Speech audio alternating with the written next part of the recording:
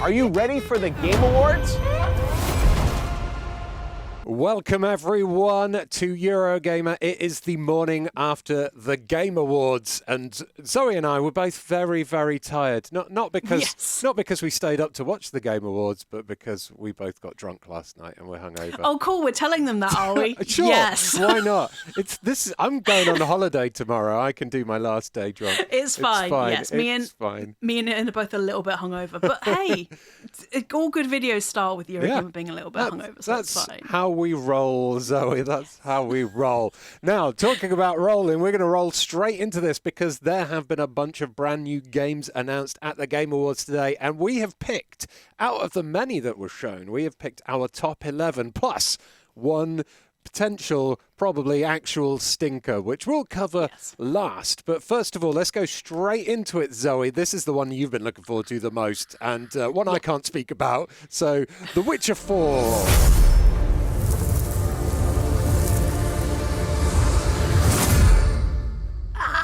Yes, The Witcher 4 trailer. I'm really excited about it because it went a direction I wasn't really expecting. Because Ciri in it, she has the cat eyes that witches have, which means that she's gone through the Trial of the Grasses, which she hadn't gone through in Witcher 3. And it's interesting that she survived it, which means that she's basically now a full-blooded Witcher, so she can use Witcher magic. But the cool thing about the trailer is that although it's very like Witcher coded with killing the Balk, I think it's called, the beast in it, Ciri doesn't appear to be using any of her Elder Blood magic, which is what she used in The Witcher 3 to teleport around, and it's why the Wild Hunt were after her. So the fact that she hasn't been using it at all is either she's choosing not to use it, although you would assume in a fight with a giant beast you'd want to use it. Maybe she's not using it because it would attract more of the Ain Ella elves to her, like the Wild Hunt did, and it would give away her location. Or maybe she's lost the ability to use the Elder Blood. She can't actually use the Elder Blood unless she has like a full body blood transfusion, because it's literally her blood. Right. But I don't know, something about the Trial of the Grasses might have interfered with how she can use it and stuff. I'm not entirely sure, but it looks really cool. It looks really cool. She's using all the kind of similar things that Geralt did, so she's using like the Ard signs and the magic signs the Witcher can do.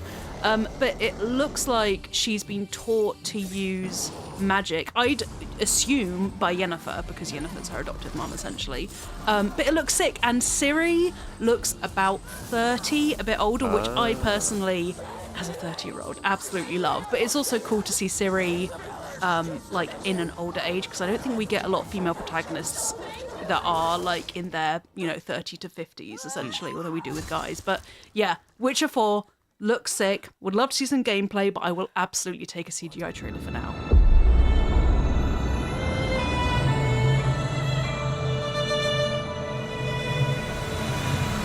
Next up on our list is Elden Ring Nightreign. This one was a massive surprise because honestly, I think everyone thought that Elden Ring was kind of done. From Software were like, we're not working on an Elden Ring 2, like literally in an interview the other day, and then they lied. Although I guess technically it's not Elden Ring 2. No, but it is allegedly a standalone co-op roguelike game, which is set in an Elton John version, an alternate version of Limgrave. And what stood out to me the most in this one was, at first I thought it was going to be a battle royale game because they have this kind of enclosing circle. It's like Acid Rain or something. It's up to 3-player co-op, and each phase is set over the space of a day, right? And each day is 15 minutes long. And as the day goes, this circle of rain closes in and closes in. So when you first start, you can run off in any direction you want and fight whoever you want. But as the rain closes in, you're pushed together and pushed towards a big boss. And what the kind of aim of the game is it's almost like a speed run in a way. You have to try and kill as many things as you can and level up as fast as you can with the runes that you earn. And then at the end of the day, it calms down again, the circle of rain goes away, you get to chill out, and then it all kind of starts again. And what I noticed in the trailer was that it looks a lot more speedier and action-packed. it's, yeah, a lot more like movement to the characters, a lot of aerial attacks and things. I'm not sure whether the pacing is going to appeal as much to normal like Souls-like fans who prefer going in solo and having hardcore difficulty, how the co-op is going to play into it. I'll be interested to see how difficult it is, because obviously it's FromSoft, so you would expect it to be really hard but rewarding. But if it's the day cycles, as you spoke about, and it's all culminating in a boss, then you would assume that it can't be as difficult as traditional Soulsborne games. So I'd be interested to know how that makes people feel about the game when they're playing it. Yeah, co-op with Dark Souls, Elden Ring games has always been a bit of a faff, as we know. We once did a mod, didn't we, so we could play Elden Ring co-op easier. It'd be interesting as well, like, you know, if a player gets knocked, can you revive them, or are they out for the entire run? Like, is it going to be... You know, is it going to be really brutal, or is it going to be, you know, offer you a few chances? But this one is due out 2025, so not long to wait.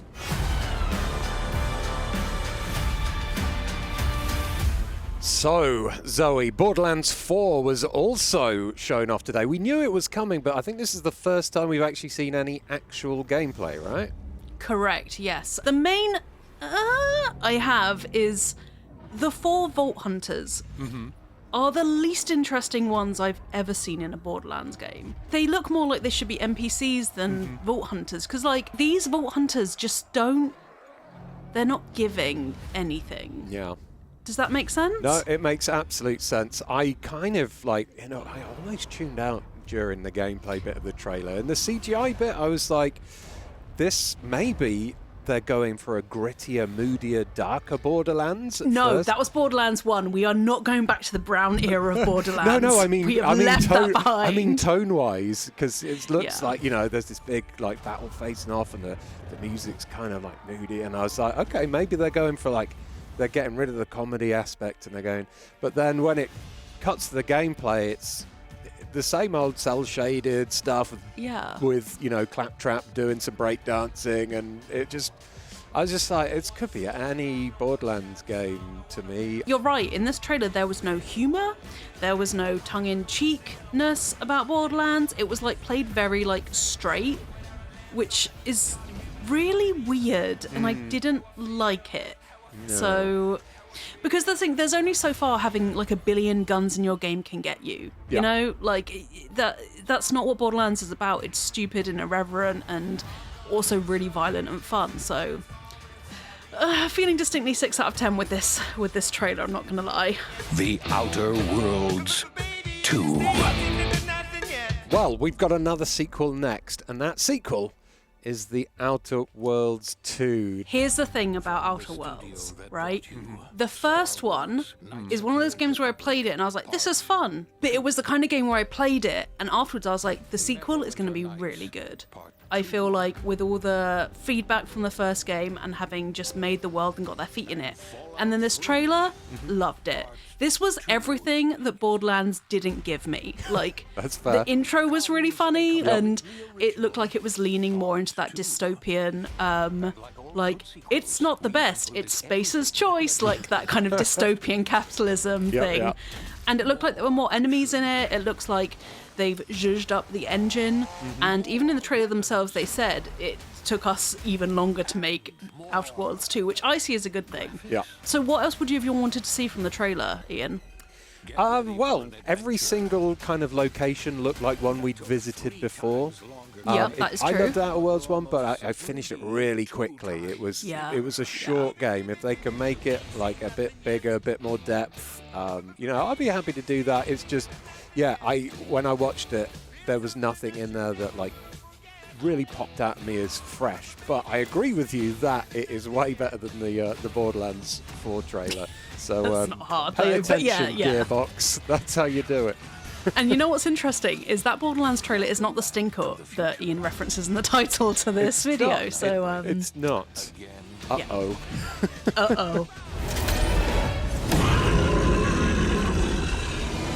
Now, next up, Zoe, is Turok Origins, which is a game I put on this list because I am a big old video game nerd, and I loved the original Turok game on the N64. And the main difference here from all the others is that it's third person. You still get sci-fi dinosaur stabbing in a a jungly style environment, and I presume there'll be nice intricate levels with lots of secrets and hidden areas. Whether there'll be any kind of multiplayer or anything, not sure. From an old gamer's point of view, this one certainly piqued my interest. Whether it'll be any good when it finally comes out, I don't know. Who that is young gives a fuck about Turok? I don't know if anyone does, but that's what we thought about Indiana Jones. We didn't really think it was going to be as big as it ended up being. So Turok could go the same way. We never know. We never know.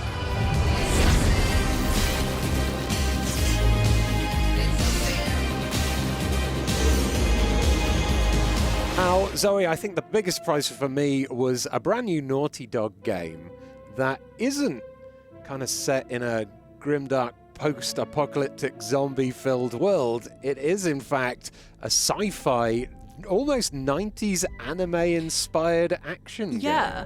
Like 80s, 90s-ish, like retrofuturism again? Yeah, I did a little bit of reading, and this game is set in an alternate universe where space travel was perfected in the 1980s.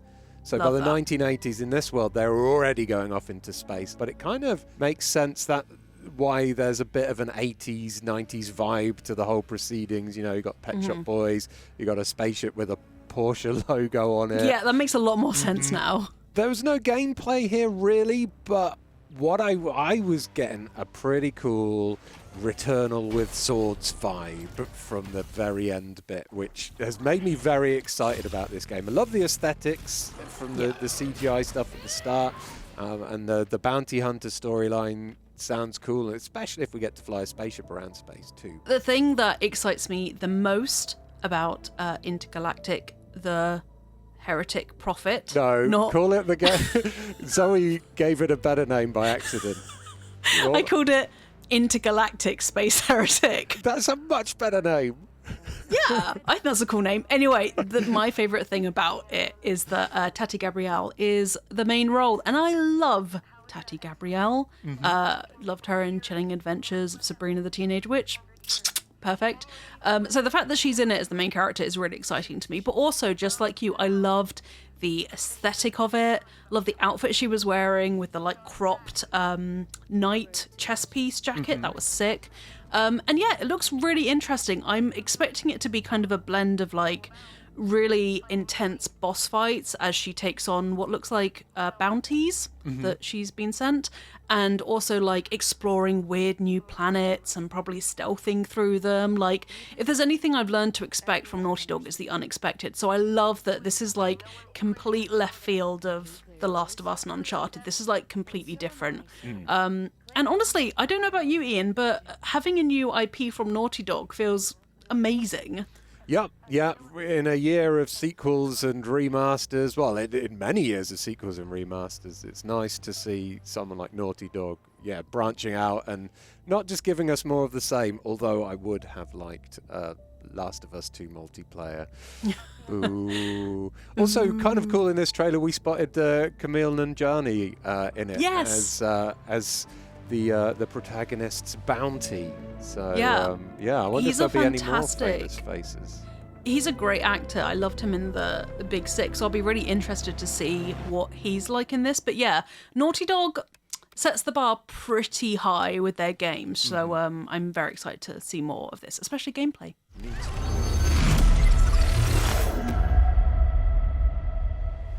Next up on the list is Split Fiction from Hazelight Studios, aka the makers of the most traumatic game that I've ever played. It Takes Two, a game where you have to dismember a cute elephant. This trailer looks awesome. It doesn't feature any elephant dismemberment.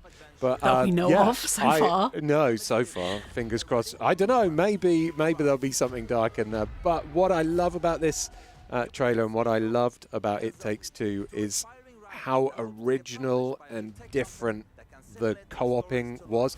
It Takes Two, I did a Let's Play with Aoife back in the day, and we were just constantly surprised by the directions it took, by the inventiveness of the co-op and the platforming and the puzzling, and this looks like they've taken everything they've learned from It Takes Two and just pumped it up and made it even bigger and better. The visuals are nice and bright and colourful. There's so much interesting stuff going on.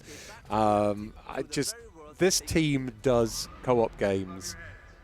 Well, it's all they do, and you can tell that they do it with love and imagination and passion. And yeah, I'm really excited to play this one through. The coolest thing about it, probably at the end of the trailer, Joseph Fares, he says, like, there's no loot boxes, there's no season pass, there's no bullshit. What you do, if you want to play this game co-op online, is you buy one copy, you get a code in there, and you can give it to your friend. And cute. And you can play it co-op for the price of one game. You don't have to play, you don't have to buy two games. It's a co-op game. They've made it nice and simple for people to play it co-op, and it looks great. Beautiful, love that. The only thing that I have to say is identity theft is not a joke. Thousands of families suffer every year, and having a Zoe in there who writes fantasy fiction personally felt like I need to look at my legal options. Honestly, because, you need to lawyer up, I think. I mean, dragons as well. Really, Joseph? Really? Yeah. But honestly, yeah, exactly, Ian. I completely agree. I am thrilled, happy, hopeful, and the fact that we're getting another really solid co-op game makes me really hopeful for the future of co-op games in general in like the video game industry. And yeah, also sharing a code to play with a friend as opposed to having to do like a freaking like pyramid scheme trying to get other people to buy it so you can play it. Fantastic, love it. Nothing but excitement for Split Fiction. Yeah, I can't abide games that just have the same theme through and through and get repetitive and boring, and this one looks like it'll just keep the gameplay fresh all the way through. So no split opinions there about Split Fiction. Oh yeah.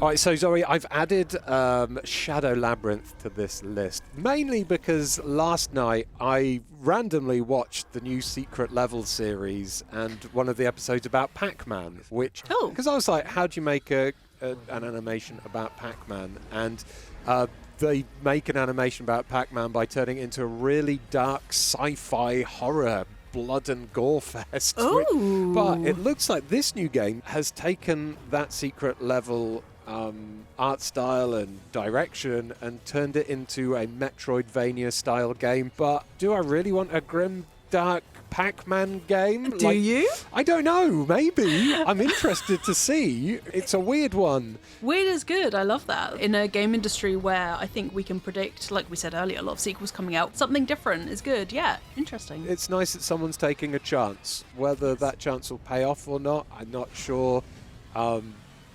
I don't think anyone had Grimdark Pac-Man on there. It wasn't on my bingo card at all. No, it wasn't. Absolutely. And another one that wasn't on anyone's bingo card, I think, because it's been about 15 years since the last one of these. It's Okami 2, or Okami sequel, as they call it in the trailer. I love Okami, and it definitely had enough seeds in it that a sequel could be made. But the characters in the first Okami and the different monsters you fought in particular were so unique and really, really cool. So I am thrilled that a second Okami is being made. Perfect. Nice. Yeah, this trailer doesn't give much away. It seems like it's pretty much sticking faithfully to the same beautiful watercolory style art direction. But yeah, after 18 years, I think Okami 2, the sequel, whatever it's called, will be... the Okami-ing? It's coming back again, Zoe. I'll allow that.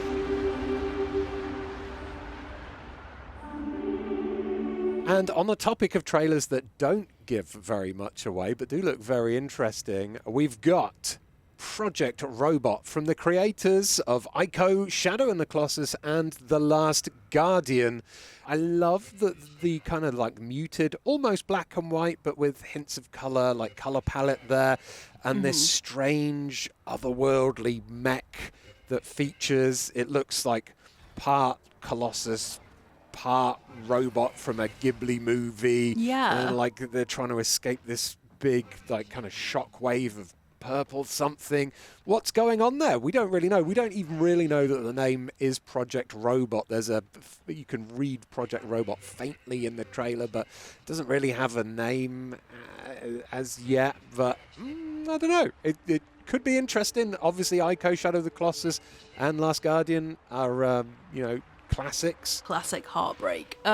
So yeah, I'm really excited about this. I hope I know Project Robot is a code name, but I feel like maybe if they told us what the working title is, that would give away kind of the idea of it. But I think the one thing we can depend upon is that it's going to make us cry, and it's probably going to make us question like things that we assume about giant mysterious entities and that kind of thing. That robot's definitely going to die, and we're all going to be really sad about it. Yeah. Finally, talking about things we're really sad about, video games about cats are kind of like some of the best things ever. Yeah. So initially, when this trailer for Catly started, everyone was like, ooh. But then they were like, oh. Because as it goes on, it starts to look more and more AI. Then it shows a bit of an NFT looking bit at the end, and Catly is also a Bitcoin. Yeah. Like how many bad red flags can you get? Seriously. Well, there's promo art that looks like AI has done it, and you can see all these weird AI faults in the promo art. The game director has been blocking people who've been saying that it's AI or asking if it's AI. And amazing, things. Great. At first I was like, oh, Zoe's probably going to love this because it looks like Infinity Nikki, but cats. Like, it looks like you can design your own cats, and it's got this nice kind of girly vibe. It's like Cats 5, but like remade for 2024, If you look below the comments of any trailer for Catly on the internet now, it is just people going, AI slop. Like, what is this shit? I am absolutely thrilled that people are so anti-AI in the comments. I paused the trailer on some of the images of the cats, and yeah, as you said, if you look at it for longer than 5 seconds, it's clearly AI. Like, shapes don't go anywhere, glasses go straight into the cat's head, which, while possible, is incredibly painful, so not into that at all. Yeah, honestly, how do you fuck up a game about cats? Badly. Unbelievable. But anyway, those were our picks of the kind of the best or the most interesting games announced at the Game Awards, plus one stinker. If you agreed with us, let us know in the comments below. If you disagreed with us, also let us know in the comments below, but nicely, please. And if there's anything else that was announced in the Game Awards that you think we should have touched upon, but we didn't, let us know. Get that conversation going in the comments below. Thank you so much for watching this video. Do give it a like if you enjoyed it. Subscribe to Eurogamer for most daily video about video games. Blah, blah. Bye. I fluff my hatch. I don't care. Bye. I'm hungover.